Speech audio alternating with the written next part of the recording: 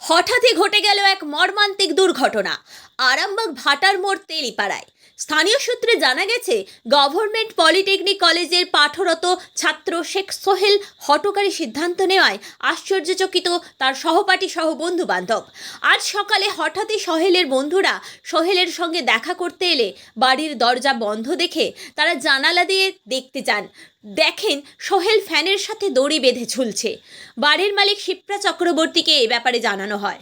স্থানীয়দের সহযোগিতায় ওই ছাত্রকে উদ্ধার করে আরামবাগ মেডিকেল কলেজে ভর্তি করা হয়েছে। সূত্র মারফত জানা যায়, আরামবাগ মেডিকেল কলেজের কর্তব্যরত চিকিৎসকেরা ওই ছাত্রকে মৃত বলে ঘোষণা করেন। এছাড়াও তার বন্ধুবান্ধব মারফত জানা যায়, শেখ সোহেল বিভিন্ন কারণে মানসিক অবসাদে ভুগছিলেন। সেই কারণেই হয়তো এই হঠকারিতায় এই সিদ্ধান্ত। এই ব্যাপারে কলেজ কর্তৃপক্ষের কাছে জানতে চাওয়া হলে তারা মুখ লুকিয়ে চলে যায়। কিছু বলতে নারাজ তারা। এ বিষয়ে কি বলছেন তার বন্ধু বান্ধব সহ বাড়ির মালিক, বিস্তারিত দেখতে থাকুন। হ্যালো,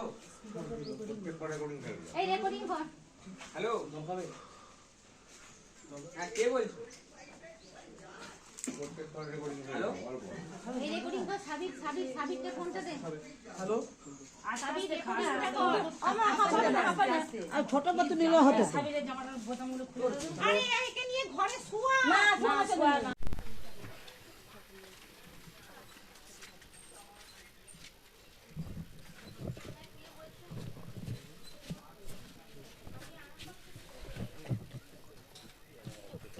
আমরা কলেজ পালিয়ে গেছিলাম, ঠিক আছে। আমাদের রুমে তালা লাগানো ছিল। তারপরে এসে দেখছি এখানে আমাদের ওই রুমের প্রথম তালা খোলার জন্য চেষ্টা করি।